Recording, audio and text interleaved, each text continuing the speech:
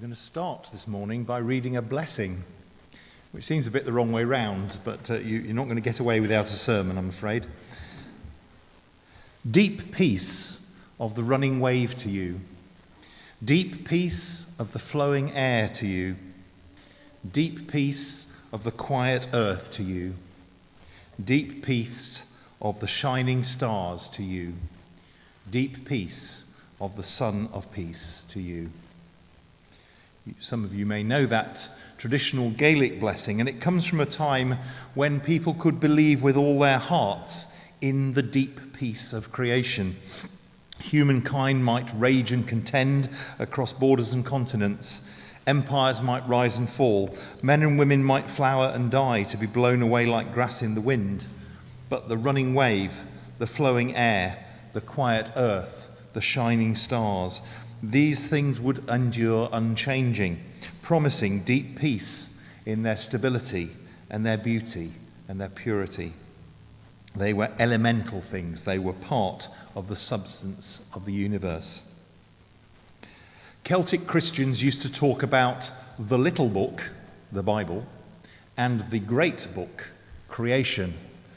And to use those adjectives was not to imply that one was better than the other or more important than the other. It was simply to reflect their physical size. But both are important, and Celtic Christians read God in both of them. The instinct to worship in response to the beauty and mystery of creation is as old as the human story itself. The psalm we read just now is a reminder that for thousands of years, people have looked at the world around them and seen God as creator of heaven and earth and of the sea and all that is in them. The passionate outpouring of the psalmist in this and in so many of the psalms is a song of praise to God, the creator, which echoes down the centuries and still resonates with us today. But this psalm also reminds us of the limitations of humankind. It says, don't put your trust in human leaders.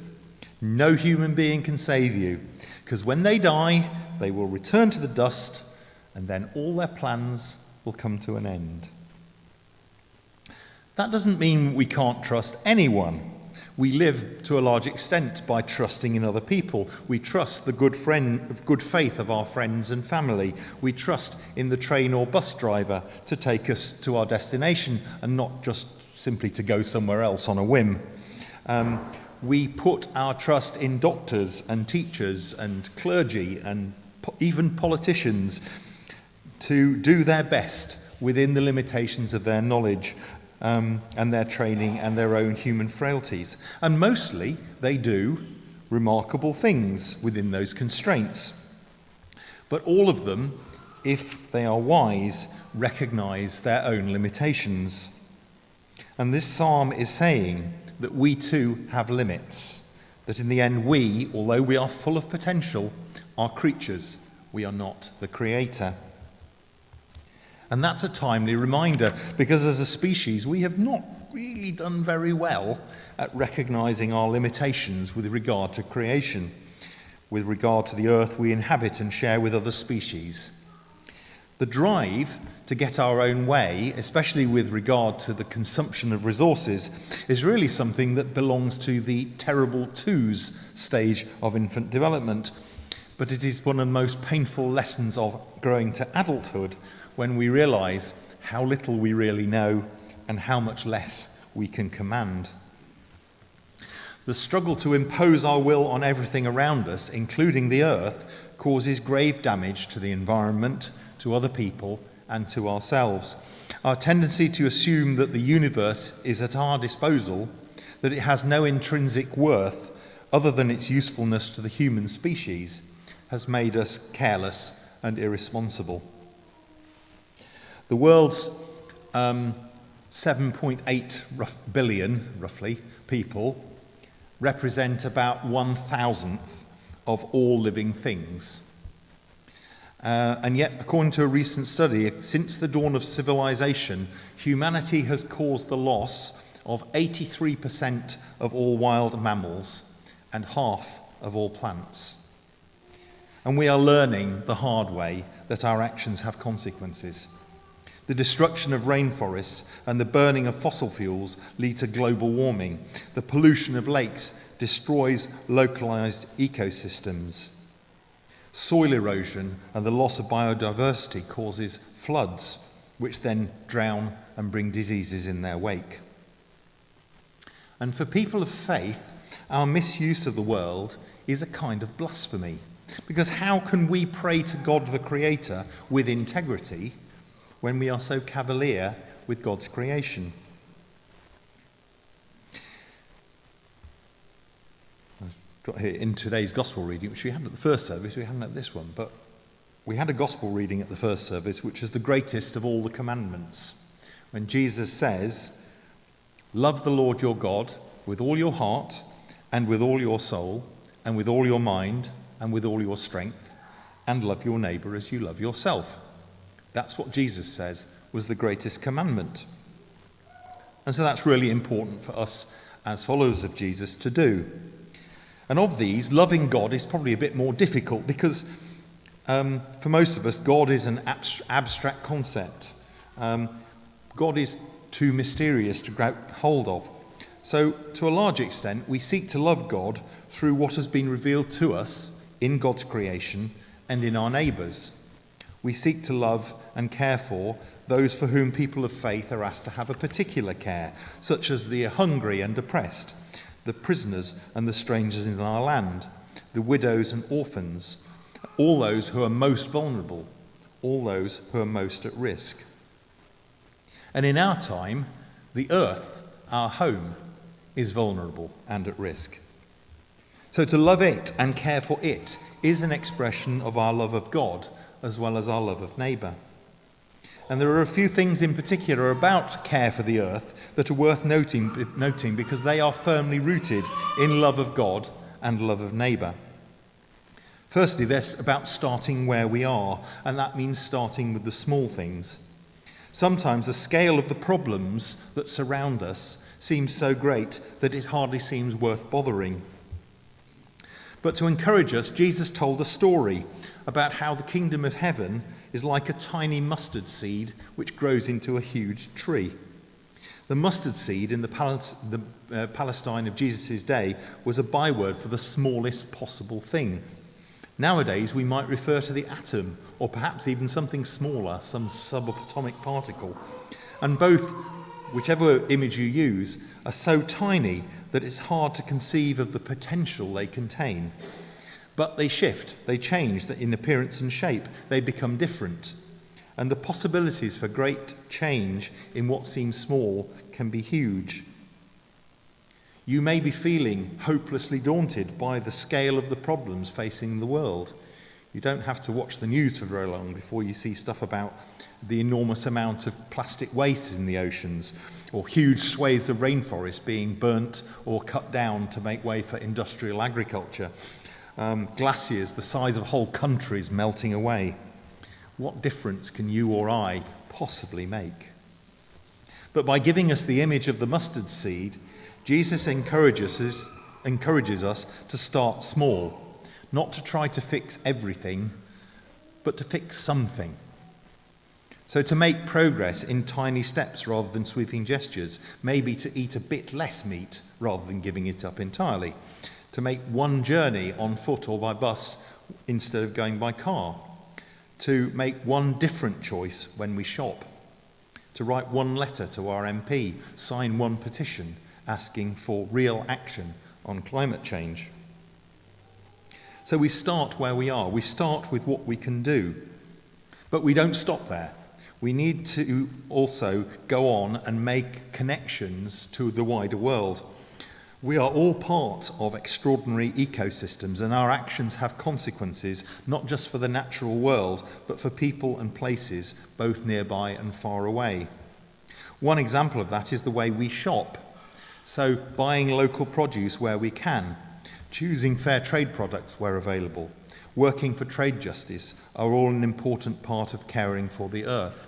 I signed a petition just the other day which was talking about the fact that a lot of our carbon emissions in this country are effectively outsourced to other places.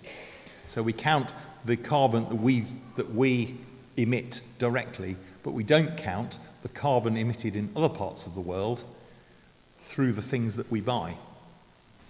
And all of those things are part of the problem and part of the solution. So we can make connections, we can make changes beyond the obvious. And all of those things are an important part of caring for the earth. So many people living in poverty need trade justice. They need us to treat them fairly so that they are not forced to drain the resources of their own environments. And justice applies to the issue of climate change too, because the effects of climate change, if we do nothing about them, will affect societies in all parts of the world, both rich and poor. But as some areas are already experiencing, it hits the poor first, and it hits the poor worst. Climate change is already making areas of the developing world barren. The people who have for generations farmed that land are being displaced. And it's causing increased competition and conflict over land, water, and other resources. The costs and impacts of climate change are already being borne by the poor, who have done little or nothing to create the problem, while rich countries such as ours, who are the real culprits, shy away from taking responsibility for the crisis we have caused. And this affects us because the extent to which we participate in creating an economic and political and cultural environment which is friendly to the poorest people in our society and our world will be the extent to which all of us can befriend our own environment and our own place. Because ultimately, unless we all have a home, all our belonging is endangered. As Paul says in his first letter to the Corinthians, if one part of the body suffers, all the other parts suffer with it. But when we care for the earth, we also demonstrate the truth of the second part of Paul's saying, when one part of the body rejoices, all the other parts rejoice with it. Because what all our actions have in common is that they really demonstrate the art of sharing. In recognizing that we have to share this earth more equitably and gently, that we have to be responsible for clearing up after ourselves and not fouling anyone else's patch, we also find ourselves sharing lots of other things. We share creativity, ideas, we share across the generations, we share resources, we share with people in other parts of the world, we share friendship and enjoyment. We revalue the communal joys that so many people in our society have lost. And all of that leads to the building up of community. When we live in community, we voluntarily limit our own freedom to have and get what we want so that the whole community can thrive. People sometimes think that living within limits is restrictive, that it takes away freedom. But in fact, the opposite is true, because when we take responsibility for our actions, we gain a different kind of freedom.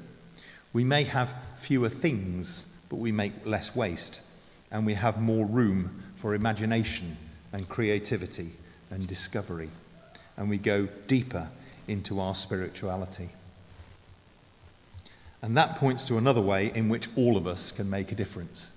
We can pray. We can pray for our community here at St. John's and here in Fareham, that together we may discover ways in which we can work together to protect our local environment and the wider world. Pray for leaders in politics and business, that they may be encouraged and supported to take real practical steps to address the climate emergency. Pray for the COP26 conference, that it may lead to concrete actions to slow down climate change and help those least able to bear the damage it causes. Pray for Tearfund and Christian Aid and other agencies who stand beside the world's poorest people, campaigning for their interests and helping them to build up their resilience. The Bible tells us that prayer is powerful and effective. And a part of its effectiveness lies in its power to change us who pray.